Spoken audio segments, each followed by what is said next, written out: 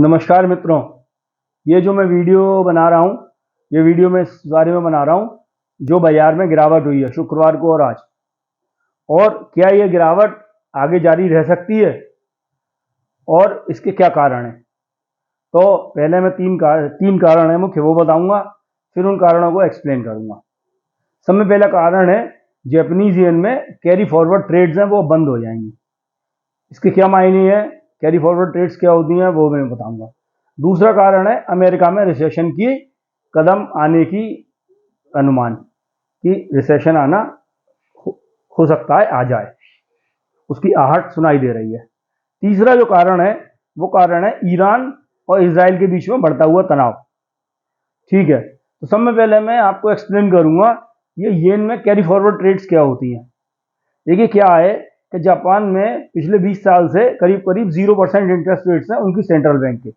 जैसे हमारी आरबीआई होती है ऐसे वहाँ भी सेंट्रल बैंक हर देश में होती है। तो वहां पर बैंकों से 2% पे पैसा मिल जाता है।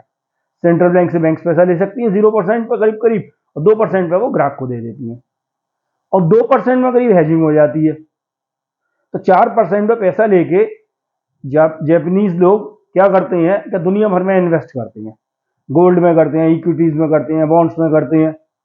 अब जैसे अमेरिका में इस समय बॉन्ड की कीमत है, बॉन्ड्स चल रहे हैं 5.5% पे, तो एक सुरक्षित ट्रेड बन जाती है 1-1.5% कमाने की, चाहे साल की है।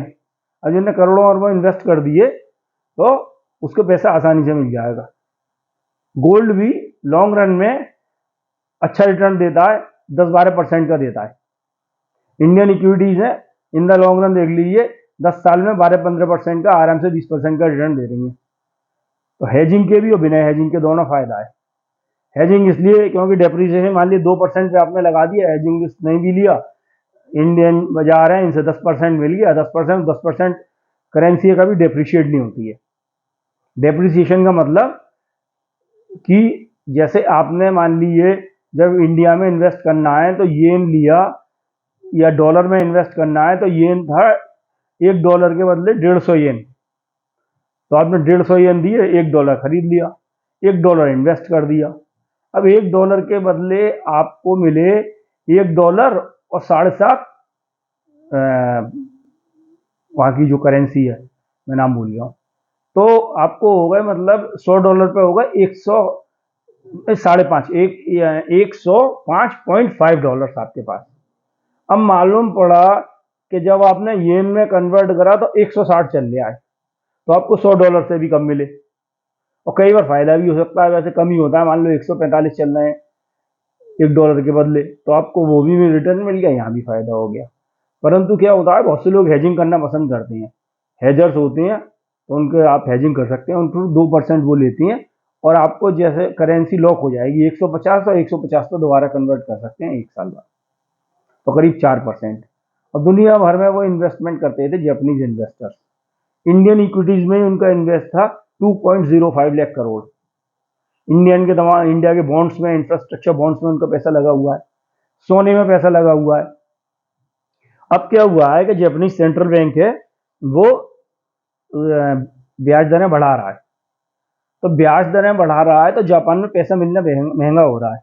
ब्याज दरें वो इसलिए बढ़ा रहा है कि येन बहुत तेजी से वीक हो रहा था डॉलर के अगेंस्ट।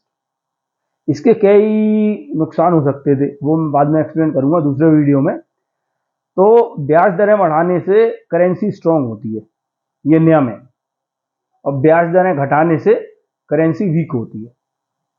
ठीक है, तो करेंसी को स्ट्रांग करने के लिए उनने ब्याज दरें बढ़ा दी, ब्याज दरें बढ़ा दी, और पूरे संसार में ब्याज दरें घटने वाली हैं।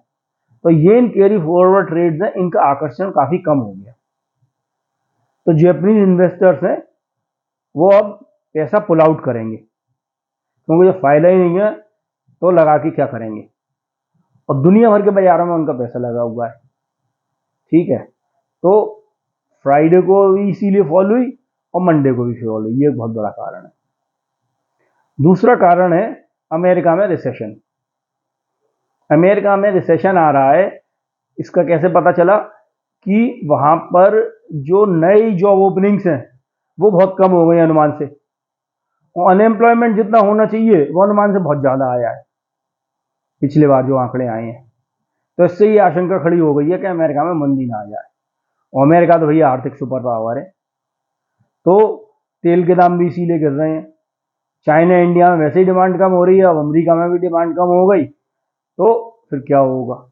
अमेरिका में मंदी आएगी तो पूरे संसार पे असर पड़ेगा, क्योंकि वो consumer of the last resort है। मतलब जब बहुत देश जब एक्सपोर्ट करते हैं तो अमेरिका बहुत ज़्यादा इंपोर्ट करता है, जिससे कई देशों की इकोनॉमी चल रही है।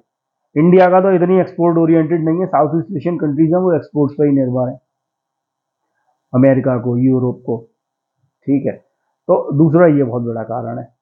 तो होता क्या है, इसमें एक कारण और जुड़ गया, जो जापान के केस में भी जुड़ा और अमेरिका के केस में भी जुड़ा, और हर केस में जुड़ता है। इंडिया में क्या है, ये फॉरेन इंस्टीट्यूशनल इन्वेस्टर्स होते हैं, ये इंडिया में इन्वेस्ट करते हैं, विदेशी संस्थागत निवेशक। तो ये जब निवेश करते हैं तो अपने देशों में भी ये निवेश करते हैं, ऐसा नहीं है इंडिया में कर रहे हैं। जापान का है तो वो जापान में पहले कर रहा है, इंडिया में बाद में कर रहा है। अब होता क्या है, जैसे अमेरिकी बाजारों में फॉल आई, बहुत बड़ी गिरावट आई फ्राइडे को, तो ये लोग क्या करते हैं, मार्जिन पे काम करते हैं। मतलब 2 रुपये इनने लगाए हुए हैं, 200 रुपये इनने लगाए हुए हैं, 400 रुपये उधार लिए हुए हैं, दुगने की लिमिट है। अब जब बाजार गिरा तो इनका पोर्टफोलियो रह गया 190 रुपये का, तो 190 पे कितने उधार मिलेंगे, 380, तो 570 रुपये। तो या तो आप 10 रुपये भरिए, नहीं तो आपका 30 रुपये का लिक्विडेट कर दिया जाएगा बैलेंस करने के लिए। तो कई बार क्या होता है कि 10 रुपये होते ही नहीं है, तो वो 10 रुपये नहीं होते हैं जो अगले दिन मतलब अपने आप लिक्विडेट हो जाता है, अपने आप बिक जाता है।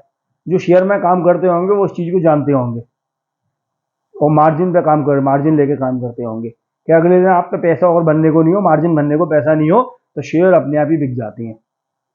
जो आपका ब्रोकर है वो अपने आप ही बेच देता है, क्योंकि ब्रोकर ही मार्जिन देता है। ये भी कारण है। जापान में भी यही हुआ होगा कि जब बाजार गिरे, मार्जिन मनी बनने को और पैसा उठाने से फायदा नहीं है, तो वहां पे वो हुआ होगा। तो क्या होता है, जब वहां पे लिक्विडिटी की जरूरत पड़ती है अमेरिका में बनने को, तो अमेरिका के जो FII हैं वो यहाँ बेचती हैं, क्योंकि यहाँ की ट्रेड्स फायदे में, यहाँ का बाजार बहुत बढ़ गया।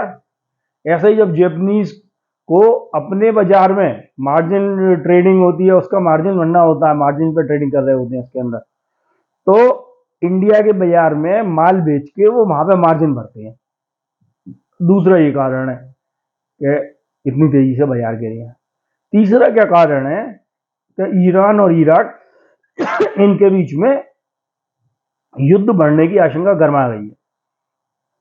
उसको मारा है इस्माइल हानिया को, इजराइल ने ईरान में घुस के। तो ये ईरान के लिए बहुत बड़ा चैलेंज है, और ये आशंका हो गई है कि युद्ध भड़क ना जाए। एक तो यही है, मिडिल ईस्ट में पूरा एक ना हो जाए, सब एक नए सिरे से युद्ध करने लगे, तो इससे तेल के दाम बहुत बढ़ सकते हैं। तेल के दाम बढ़ेंगे तो जो पहले से ही अमेरिका, जापान, चाइना, यूरोप इनमें मंदा आया और गहराएगा, और पूरे अर्थव्यवस्था ऐसे 2008 की तरह मंदा आ सकता है पूरे संसार में। तीसरा कारण है कि कहीं विश्व युद्ध ना हो जाएगा, ये युद्ध बढ़े तो। रशिया यूक्रेन चल ही रहा है, ये है ही, अब ये भी बढ़ता जा रहा है। क्योंकि जब प्रथम और द्वितीय विश्व युद्ध हुए थे, जब वो शुरू हुए, मतलब पूरे जब संसार दो खेमों में बट गया, उससे पहले छोटे छोटे युद्ध कई साल पहले शुरू हो गए थे, 4-5 साल पहले। फिर वो पहले दूसरे विश्व युद्ध में कल्मिनेट हुए, बदल गए। परंतु मैं आपको बताऊं, मेरा अनुमान है कि ऐसा कतई नहीं होगा। इसके क्या कारण है, इसका मैं एक नया वीडियो बनाऊंगा। और जहां तक देखिए शेयर बाजार की गिरावट की बात है, तो अब शेयर बाजार है कि थोड़े गिरते रहेंगे, थोड़े बढ़ते रहेंगे। कारण क्या है कि अब जापानीज का पैसा है, जापानीज इन्वेस्टर्स ने लगाया हुआ है, इंफ्रास्ट्रक्चर को भी थोड़ी हानि होगी, वो पैसा हौले हौले करके निकलेगा। पर बहुत इसलिए नहीं गिरेंगे क्योंकि इंडिया का जो सिप है, जो मंथली लोग म्यूचुअल फंड्स में डालते हैं, वो बहुत ज्यादा है। It's a wall of money, पैसे की दीवार है, और बहुत लिक्विडिटी है। तो जब भी शेयर बाजार खरीदेंगे, गिरेंगे, ब्लू चिप होंगे, वो दोबारा डोमेस्टिक इंस्टीट्यूशनल इन्वेस्टर्स हैं, उनकी खरीदारी करेंगे, और बाजार फिर अपने स्तर पर आ जाएंगे। तो हर गिरावट पे ये बाजार मेरे हिसाब से एक खरीदारी का मौका है। जैसे अभी तो गिरे हैं, इतने गिरे हैं, तो अभी तो शांत रहना चाहिए, पर इन्वेस्टर्स ये कर सकती हैं। अब देखिए बहुत वो रहेगी उछल कूद, गिरेंगे बढ़ेंगे, मतलब वोलेटिलिटी बहुत रहेगी, तो हर गिरावट पे खरीद सकती हैं। जैसे आप बना लीजिए कि जब भी 22,000 पे आएंगे तो मेरे पास 1 रुपया है तो चौहन्नी के शेयर खरीदूंगा, और 21,000 पे आएंगे चौवन्नी के फिर खरीदूंगा, 24,000 पे आएंगे 25,000 पे जाएंगे निकाल दूंगा। तो ये साइकिल कर सकती हैं। बाकी इसको एक इन्वेस्टमेंट सलाह न माने, अपने जो आपका इन्वेस्टमेंट एडवाइजर हो उससे सलाह लें। ये मेरा मात्र अनुमान है, गलत भी हो सकता है। इसी के साथ मैं अपनी वाणी को विराम देता हूँ। धन्यवाद।